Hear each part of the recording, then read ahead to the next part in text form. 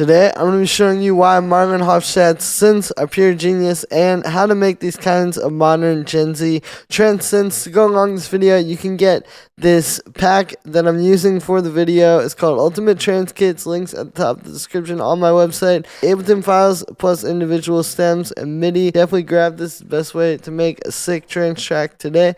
Thanks for the support, guys, and let's get started. Alright, so I always like to start these kinds of synth groups with a bass line.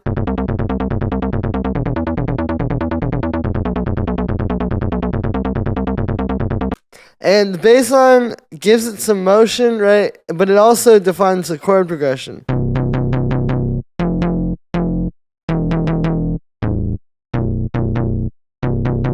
Right, so you can see we kind of go up here, we go root, major third, major seventh, and then walk back up to the root.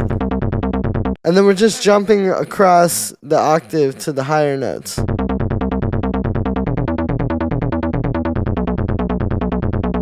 Right, I've heard this kind of a progression in a lot of MARLON's tracks. It's kind of like you start at a root, then you go somewhere, third chord, you go down and kind of walking back up. And then the last chord is that same chord you started on. And it gives it a really nice resolution, especially when it's like this major seventh, one note down. Right, it makes the whole thing resolve a lot nicer. You also notice the notes aren't touching each other. If I do that, see, it's a bit punchier and tighter this way. For the actual sound, I'm using Wavetable, so I've got the Sync Digital and the Sparkle form here. Basically, kind of like saw wave E and square wave E textures. And then they're going into a low pass filter, which has an envelope on it, right? I've also got a little bit of an envelope on the oscillator position, as well as an LFO. So yeah, a lot of little movements on there. So I like to define the chord progression there, and then usually write a lead.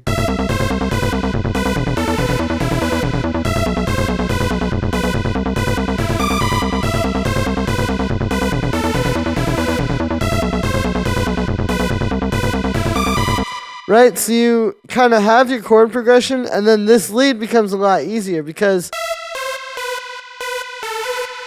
you can see on its own, all it's really doing is just picking a few notes within the scale and kind of creating a melody with these. So what we're doing is we're in the key of C major, but we're kind of playing this like it's E minor. Right, so we're going like E. So it's like major third, root, major seventh, sixth, and then another major third, right? So it almost feels minor, but then you put it over the major chord progression.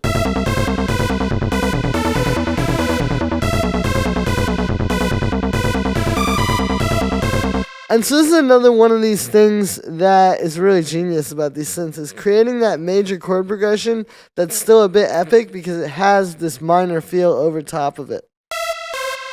Now for the actual synth on this one, it's a pretty super saw-y type of sound, right? I'm using Wavetable again. You can see we got two saw waves, one's detuned a lot. I've got a bunch of unison, a bit of delay, eighth notes, and then a bit of overdrive.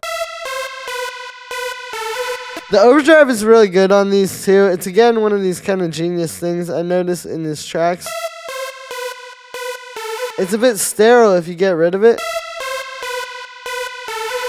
It just gives it the perfect little push without overdoing it. And then we have our pad.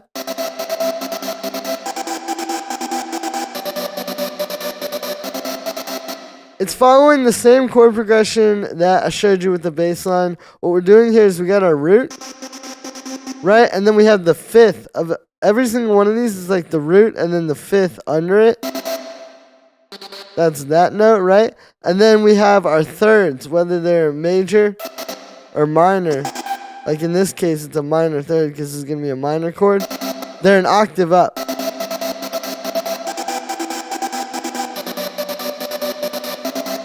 So you get these super spread out chords. And it allows you to hear the voices a bit more. I've got this wavetable patch here. It's the sines against a saw wave. So here's what that sounds like, just completely dry.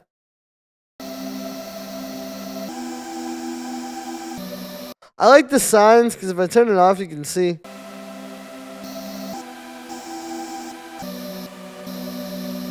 It just gives you a bit more high end and kind of like a cool texture for the pad.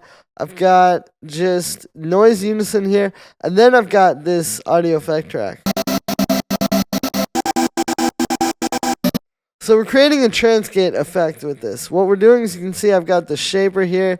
This came with Ableton 11, and I've created this pattern, right, like that. We got it on half note.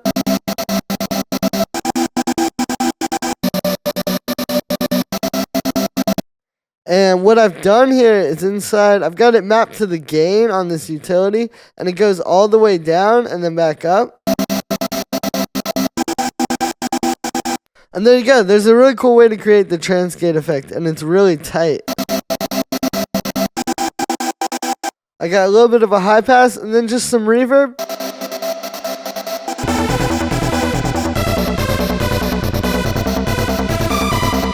And there we are. So that's going to be it for this one, guys. I hope you enjoyed. As always, make sure to like this video as well as subscribe. Let me know what you think of this video in the comments. Definitely check out Ultimate Trance Kits Volume 1. Links at the top of the description on my website. It really is the best thing you can grab to make the best trance track of your life today. I promise. Thanks for the support, everybody. Every little bit helps. And I'll see you tomorrow with another video.